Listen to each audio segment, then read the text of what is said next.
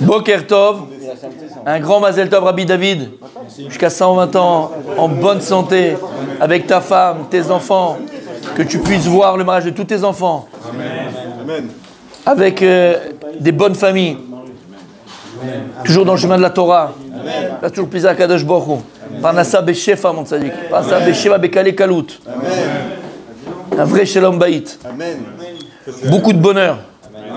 Et qu'Akadosh Baruch Hu, il te donne 1000 fois plus que ce que tu donnes aux autres. Avant de commencer le shiur, on continue. Avant de commencer le shiur, mes amis, je voudrais juste nous interpeller, Mama, sur une nekuda. Baruch Hashem, voilà, on est là, grâce à Dieu, on fête nos anniversaires. On fête les bar mitzvot de nos enfants.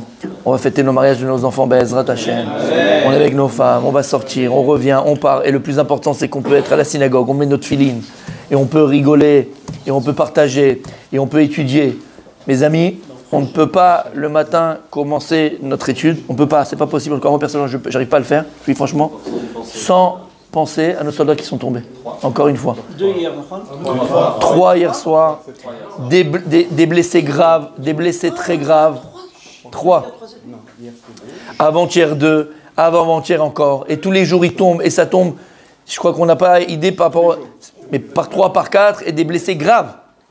On parle des morts. C'est des familles détruites. Mais combien de blessés? Graves. Il manque une jambe, il manque un bras, il manque un machin. On parle de nos enfants. Et on ne peut pas, nous, être comme ça dans la vie normale. C'est pas possible. Mechila. En tout cas, moi, personnellement, je m'oblige, même si, bon, voilà, la vie, elle est là, on continue, on est... Il y a de mal à ça. On ne peut pas rester dans la... Et surtout pas rentrer dans la peine, entre guillemets, dans le yiouch et dans la dépression. Mais avoir de la peine, oui, Mechila, avoir de la peine. Plus que de la peine. S'associer aux familles, à nos enfants qui tombent. Shem Ishmor. Bémet, c'est un juif, une âme. Une âme, c'est Olam Umlo'o, c'est un monde qui s'effondre. C'est une maman, c'est un papa, c'est des frères, c'est des sœurs, c'est des beaux-frères, c'est des belles-sœurs, c'est des cousins, des cousines, des neveux, des nièces, des amis, des gens... Et c'est des mondes qui sont détruits, des familles détruites. Et se rappeler qu'ils se battent à l'inverse de nos ennemis, qui se battent pour mourir, ils se battent pour le mal, ils se battent pour l'obscurité, mamash, les forces du mal. Ils se battent, mamash, pour le peuple juif, pour la lumière. On est à Hanouka. Pas pour nous, ils se battent pour l'humanité. Oui. Là, ils parlent maintenant que de ça en France. Le type qui a poignardé la machin avec psychiatre, psychologie, psychologie. Ça, bébé, ça arrive chez vous. Et c'est déjà arrivé chez vous. On a égorgé, on a égorgé on a coupé des têtes de profs en France. Mais qui aurait dit ça il y a 20 ans quand nous on était en France? Tu aurais imaginé un truc pareil? Tu dis, mais vous rêvez. Vous êtes fous, jamais la France. En plus, les éducateurs. Les éducateurs, bien sûr. Mais c'est ça qu'ils n'aiment pas. C'est ça qu'ils n'aiment pas. Ils ne veulent pas être éduqués. Père et Adam. Alors, messieurs, pour revenir à nous, d'accord? Ben, mais tous les jours, quand on fait une mitzvah, quand on est... Ou bien même, d'accord, même quand tu veux te plaindre. Parce que des fois, c'est difficile. De quoi tu te plains? Mais de quoi tu peux te plaindre? Alors que là, il vient de perdre son fils, il vient de perdre sa vie, le but de sa vie. De quoi tu te plains? De quoi tu te plains? Et à nous, messieurs, mais à nous de prendre conscience que ça nous oblige. Qu'ils ne soient pas morts pour rien, entre guillemets. Ils sont morts pas pour... Si on continue la vie comme d'habitude, on est les mêmes, on pense à nos vacances là, dans un an, dans machin, le petit truc, les tongs. C'est pas qu'on va pas le faire, si Dieu veut, il y aura Bezrat Hashem. Mais si on continue notre vie normale, ils sont morts pour qui? Pourquoi ils sont morts? Pourquoi ils sont morts? Pour qui? Pour qu'on puisse étudier la Torah, partager, faire grandir nos enfants dans la Torah, avec beaucoup de simcha, avec beaucoup de bonheur, avec beaucoup de bienveillance. C'est la moindre des choses qu'on peut leur donner. La moindre des choses, les Inu Nishmatam, mamash, plus que ça. C'est on a l'habitude, les Inu Nishmat, on fait des brachot, hyper important. Mamash, tu fais une bracha, tu fais Inu Nishmat, les soldats qui sont tombés. De toute façon, ils sont déjà très très hauts, parce que c'est Akidush Hashem. Mais le plus grand, le plus fort, pas simplement quand tu fais une bracha, simplement tu fais les nishmat pour l'élévation de son âme. Si au moment où tu vas travailler tes midot dans les midot, tu vas être midgaber à la midot shelcha, tu vas arriver à surmonter tes traits de caractère, tu vas arriver à surmonter tes défauts. Je dis, tu sais quoi, là, je m'énerve pas d'habitude, je vais gueuler là, parce que machin, je vais m'énerver comme d'habitude, leur kicker le bleed. Et tu sais quoi, je me retiens. Pourquoi tu te retiens? Pourquoi tu travailles? Les Inou Nishmat, tes soldats qui sont tombés. Ça, c'est encore plus que toutes les brachot que tu peux faire. 1000 fois plus que les brachot que tu peux faire. Tu es dans la rue, il y a une petite minette qui passe. Mignonne, blind, n'arrête pas envie de la manger. D'accord? Qu'est-ce que tu fais? D'habitude, tu ziotes, t'es là, tu regardes comme si tu étais au Louvre. Là, tu sais ce que tu vas faire? Tu vas enlever tes yeux. Et tu les Inou Nishmat, les soldats qui sont tombés. Mais on ne peut pas s'imaginer ce que ça fait là-haut. On ne peut pas s'imaginer ce que ça fait là-haut. Donc juste, c'était vraiment parce que je ne pouvais pas commencer sans penser à nos frères et à nos là qui sont en train de se battre dans la boue pour nous. On doit s'associer à ça. On ne doit pas vivre notre petite vie comme si de rien n'était, et puis on continue, nous on mange nos trucs, et on n'a pas le droit, on n'a pas le droit. On n'a pas le droit. C'est Arzari. C'est Arzari, mon dabou. C'est quoi Arzari? C'est cruel.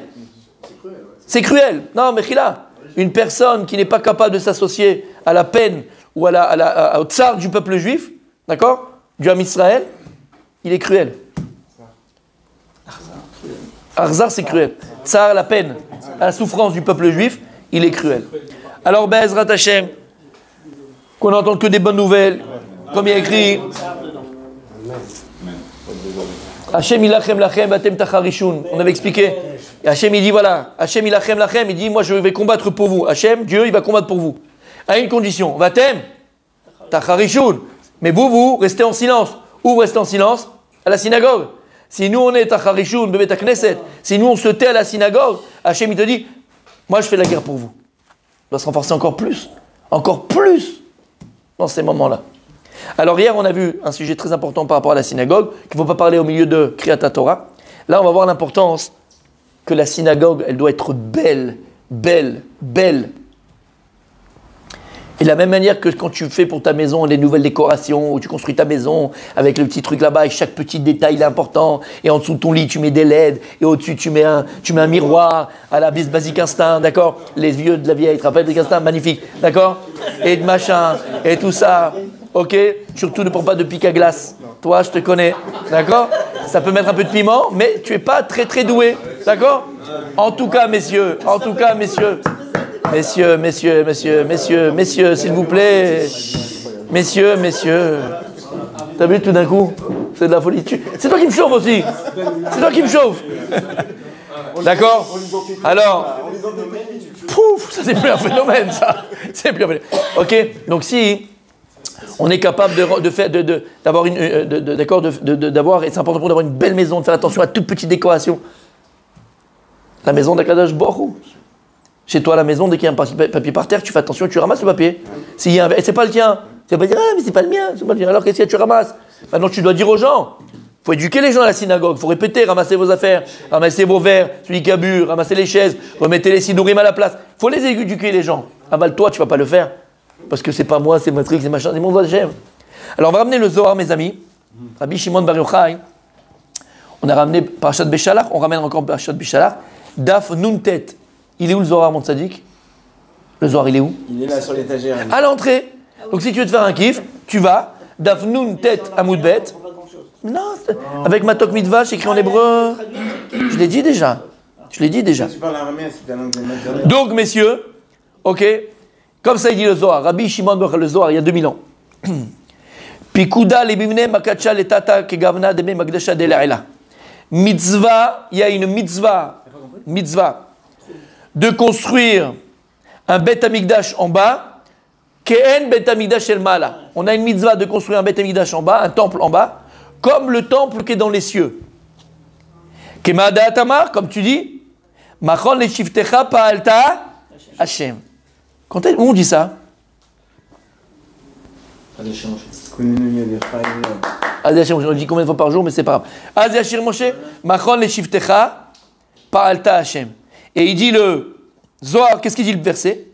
Que le Beit Hamikdash El Mata, le temple en bas, il est Mechouvan, il est en parallèle, Mamash, il est, comment on dit Mechouvan, s'il vous plaît en français? Orienté, exactement en parallèle du temple de là-haut, du Beit Hamikdash El Mala. Et de là, les Chachamim, ils ont appris, des Istarich, les Mivne, Be Mekacha, les Tata. De là, on a appris qu'on se doit de construire un Beit Hamikdash en bas. D'où on sait qu'il faut un Beit Hamikdash en bas? D'où? De là. De quoi? Quel pasouk? Quel pasouk? Machon lishvitecha pa'alta Hashem. Alors demain matin, quand tu vas faire la Zéchir Moshe, tu vas penser à ça? Quand il y a écrit Machon lishvitecha pa'alta Hashem, fais venir le Beth Amikdash en bas. De là, on apprend qu'il faut construire un Beth Amikdash en bas. On attend le troisième. Pense à ça. Ta tefila, elle a une force. Alors pourquoi on ne fait pas le troisième? Il arrive, ça dit que Mashiach, c'est Mashiach. Hachem il a dit, il faut attendre Mashiach. Utsala begavet tzluta bechol yoma. Et donc, on a aussi une mitzvah, l'ipalel betocho. On a une mitzvah de prier à l'intérieur, bechol yom, tous les jours. Les miflachle, les kutcha berichu.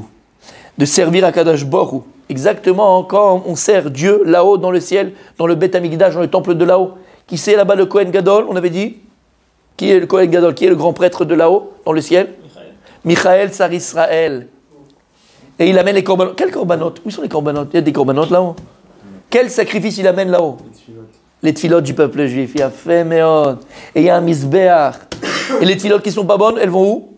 Les tfilotes, tu sais, ça arrive, pas tous les jours, mais les tfilotes, quand tu penses dans ta tfila, aux vacances, au machin, à tout sauf la prière. Ce qui nous arrive très rarement à tous, pas au Hachem. Mais, d'accord? Où elles vont? Dans un enclos, à part. Loul Katan. C'est-à-dire qu'en bas, dans le Beth Amikdash Mata, il y a un Loul Katan. En haut, il y a un Loul Katan. À quoi il servait ce petit Loul Katan? Quand il y avait, dans les corbanotes qu'on avait, les sacrifices qu'on apportait au Beth Amikdash, il y avait un psoul. Il y avait un psoul. Comment on dit un psoul en français? Un petit défaut. C'est pas un défaut. Non, Inapte. Il devenait inapte à être sacrifié. Alors on prenait ça, c'était surtout pour les corbanotes off, pour la volaille. On prenait, il y avait un Loul Katan, un petit carré comme ça, une petite cage, une petite boîte, et ils jetaient là-bas les corbanotes psulim, les corbanotes, les sacrifices qui étaient inaptes. Là-haut, Bachamaïm, puisqu'il est en parallèle, en fait, ce loul d'en bas, il correspond à un loul d'en haut. Là-haut, il y a une petite boîte en bas du misbéach, comme ici exactement. Et à quoi il sert là-haut? Toutes les tfilotes qui sont rouges, comme ça, un peu tordues. Où tu as pensé à l'autre, tout sauf. Et des fois, tu te retrouves, c'est où je suis. Des fois, tu sais même plus dans quel bracha tu es. Ça arrive, hein, d'accord? Toutes ces tfilotes un peu 000, elles sont psoulotes, elles sont inaptes. Elles peuvent pas être. Comment l'ange Michael, il peut venir et amener ce corban de sacrifice qui est ta prière, mais il est pas soul, inapte. Alors il le prend, il le met dans un loup, pas poubelle. Il le met dans un petit carré comme ça, dans une petite boîte en bas du bisméach. Et on avait dit quoi, tu te rappelles? On avait fait ce courant Elul, pas cette année, il y a 2 ans. Qu'est-ce qui se passe? Au mois de Elul, Aleph Lul. Au mois de Elul, ou pendant le mois de Elul, tu viens à la synagogue et tu fais tes chouvas et tu pries et tu demandes pardon et on se prépare et la concentration elle est plus grande. C'est le moment où on peut réparer toutes ces prières qu'on a abîmées.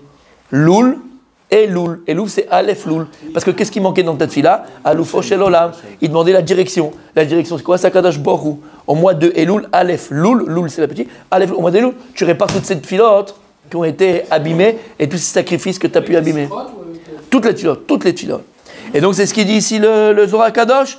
Donc, on est là pourquoi? Pour prier en bas. Et c'est comme les corbanotes que Michael amène là-haut. Dat siluta écrit avoda, parce que la tfila elle est appelée avoda, comme la Gemara dit dans Maseret Brachot. Ezoé avoda shebalev zot tfila. Quel est le travail du cœur? Quand est-ce que tu sers Dieu avec le cœur? C'est la prière. J'ai une question. Oui. Je reprends ce que disait Richard juste avant qu'on finisse sur le Beth Amikdash. Oui. Pourquoi pour 2 Beth Amikdash on n'a pas eu besoin de Mashiach? Pourquoi le 3e on doit attendre Mashiach? Toujours on avait besoin de Mashiach. Mais on n'avait pas Mashiach, on avait 2 Beth Amikdash. Bevadaï. Le roi d'Israël c'était Mashiach? David Ameler, c'est Mashiach. C'est lui qui a acheté le terrain, c'est lui qui a mis la fondation, après c'est son fils Shlomo. Il n'y a pas eu Triatamit, il n'y a pas Non, ça c'est la fin des temps. Mais il faut la prina de Mashiach, obligatoirement. Donc quand il y aura le Mashiach viendra, il y aura le 3e temple, ça veut dire qu'il y aura Triatamit. Pas tout de suite, 40 ans après. Et donc, et le Zohar il continue. Ve'u bekenishta ister lebnele bepshipura saiga ulitkanale bechol tikunin. C'est pour toi ça. Et il dit de la même manière, un Beth Knesset qu'on va construire. C'est marrant que le Zohar il s'explique. Regarde ce qu'il dit, c'est magnifique. C'est pour ça que le Beth Knesset, je vous le dis en hébreu, d'accord? Le Beth Knesset qui a été construit pour la prière. Pourquoi tu construis une Beth Knesset pour autre chose? Bah ouais. Pour les petits déj, pour les ch'kidouches, pour la rigolade. Mais un Bet Knesset que tu construis, les Shem Shamaim, ça c'est un Bet Midrash. Un Bet Knesset que tu vas construire pour la prière, Tsarir Livnoto Berov Pe'er, il dit le Zohar. Il faut le construire avec une grande splendeur, qui soit splendide, avec une grande beauté. Et les taken bekol tikunim maoufi, et chercher toutes les beautés, toutes les décorations qui vont l'embellir et l'embellir. T'as compris? Donc dès qu'on va construire la synagogue Mont Tzadik, il n'y a pas à dire attends non, tu sais quoi, ça on va le faire comme ça, un peu blanc machin, on va économiser sur l'argent. Le plus beau possible. Quand les gens ils passent dans la rue, ils disent waouh, la maison d'Hachem, qu'elle est belle, qu'elle est belle. Mes amis, Zohar Kadosh, Parashat Beshla, Rabbi Shimon Bar Yochai. Il se dit, c'est pour cela même que lorsque tu vas construire une synagogue pour prier à l'intérieur, il faut la construire splendide, la plus belle, dans les plus petits détails. Et la vérité, quand tu vas, tu sais, dans les pays de l'Est, là, ils ont des très belles, ou à Venise, ou à... Ben voilà, ben c'est Kiddush Hashem. Ben c'est Kiddush Hashem. No limit, no limit, no limit. Je vais dire, no limit. No limit. Par rapport à ce qu'on peut donner, par rapport à ce qu'on peut donner, par rapport à ce qu'on peut faire, d'accord? C'est nos limites. Ne t'arrête pas, ce que tu dis, non, tu sais quoi, je vais pas mettre ça parce que, c'est toi ça, c'est la maison d'Akadosh Baruch Hu. Et si tu veux que les pauvres ils soient nourris, il faut que la synagogue soit la plus belle du monde où on va prier, les rois d'Akadosh Baruch Hu. Et là c'est la bracha. Parce que le Beth Amikdash c'était quoi? C'est quoi le Beth Amikdash? Mekor bracha. Non mais Mekor bracha. Toute l'abondance, tout le shefa, il passait par là-bas. Donc si la synagogue est là ce même effet que le Beth Amikdash, alors toute la bracha, elle va arriver dans la ville, il n'y aura même plus de pauvres dans la ville. Il n'y a plus de pauvres. Tu n'as pas besoin de t'occuper des pauvres, il n'y en a plus. Mais si toi tu fais tes calculs à toi, là, non mais peut-être je mets pas cette ampoule parce que l'autre... Si tu le fais pour Hachem, pas pour toi, dire que les gens, voilà, regarde comment ils ont construit. Pour Hachem, tu le fais. Hachem, il s'occupe du reste. Un exemple, il faut aller à Budapest. Voilà, exactement, je cherchais les... Exactement. C'est magnifique. Dea bekinashta delitata, kaima le kabel bekinashta delaila. Et cette phrase, monsieur du Zohar, elle est extraordinaire. Qui bet Knesset chez les Mata. Parce que la synagogue qu'on construit en bas, elle est orientée par rapport à la synagogue qui est en haut. Mais en fait, c'est quoi la synagogue qui est en haut? C'est le Bet Amigdash. En fait, c'est quoi? C'est le Bet Amigdash. Et la même manière que le Bet Amigdash, le temple, il y a écrit, la Gemara, elle dit, tout celui qui n'a pas vu la construction, le Bet Amigdash, quand il était construit, il n'a jamais vu de beau bâtiment de sa vie. Va à Budapest, va à Bucarest, va à tous les restes que tu veux, d'accord? Tu ne trouveras pas un bâtiment plus beau que le Bet Amigdash. Tu ne trouveras pas. Si en bas il est aussi beau, c'est qu'en vérité la source qui est en haut, elle est encore plus belle. Et de la même manière qu'en haut le Bet Amigdash, il est divin, mais il est splendide, sensationnel. On se doit de construire une synagogue splendide et sensationnelle. Et on termine. Bet Amigdash le tataïou kaem gegana le Begdash le mala. Et donc le Begdash en bas, comme on a dit, il est orienté par rapport au Begdash là-haut.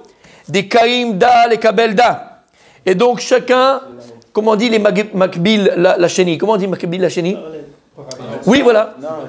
Superposé. Non. Pas makbil avec un kouf. Il est superposé, voilà. C'est une superposition des mondes. Quand on parle de superposition des mondes, c'est exactement ce qui est écrit dans le Zohar. Là, les mondes sont superposés. Tu as le Bet Amikdash en haut, Bet Amikdash en bas. D'ailleurs, c'est ce que la physique quantique essaye d'expliquer. Ça s'appelle la superposition des mondes. Mais l'homme échelle, on en parlera un jour. Ve'ahu be'mikdasha kol tikune ve'chol pulchanoi ve'chol inun manin ve'shamshin. Et le Bet Amikdash d'en bas, toutes les décorations, toute la avoda, il est là pourquoi? Et tous les kelim, tous les ustensiles qu'on va y mettre à l'intérieur. Il est là pour que les Kohanim, les grands prêtres et les prêtres puissent faire le service divin. Kulon inun ke gamna delerela. Et tout ce que les ustensiles que Dieu a demandé à faire si bas, la menorah, l'arche sainte, le machavat pour prendre d'accord les cendres et tout ce qu'il y a, tout les sakinim que Dieu tout ce que Dieu a demandé de faire en bas, les chatzrotzrot, tout ce qu'il a demandé de faire en bas, en vérité, c'est superposé, exactement, superposé. C'est superposé à ce qui se passe là-haut. Et il termine. Mashkena de Ka'avad Moshe Bemidbarak Ula Havek et Gamna de Laila. Tous les ustensiles et tout le Mishkan qu'il a fait Moshe Rabbeinu en bas, il a exactement vu comment c'était, il a fait par rapport à ce qui était en haut. Be Magdasha de Bana Shlomo Malka, le Bet Amigdash que Shlomo Amelech, fils de David Amelech, Melech HaMashiach, il a construit. Ou Benaiche que Gamna Ila Bechol Inun Tikunin. il est exactement fait de la même manière comme celui qui était en haut. Un spirituel et l'autre matériel. Il est pas plus haut, plus beau là. Les mais, Parce que c'est le même. il est moins puissant puisque c'est matériel. Là-bas, c'est spirituel. Les meve betikuna, c'est comme si maintenant tu as une ampoule. D'accord? Tu as une ampoule. Quand tu regardes l'ampoule directement, ça t'éclaire beaucoup plus. Là, j'ai simplement les rayons de l'ampoule. La source, elle est toujours plus forte. Donc c'est superposé, la lumière elle est superposée, mais c'est pas la même. Les meve betikuna de la be barsanata. Pourquoi? Parce qu'en faisant un betamigdash en bas, on fait le tikkun même chez le mal pour pouvoir que la Shekhina elle repose sur la terre. Quand tu fais le betamigdash, le temple en bas, c'est pour faire reposer la présence divine sur la terre. Maintenant, Hachem, il est partout. Mais il y a un endroit où, entre guillemets, il est plus visible. Visible dans le sens pas vu, visible dans le sens conscience, dans le sens spirituel, dans le sens ressentir. On ressent la présence divine de manière beaucoup plus forte. T'as tout dit. Achi bekenishta, il dit la même chose. Ça, on parle du Beth Amikdash, pareil la synagogue, messieurs. Istarir bechol tikune shapiru lemeve kegam na'ila'a.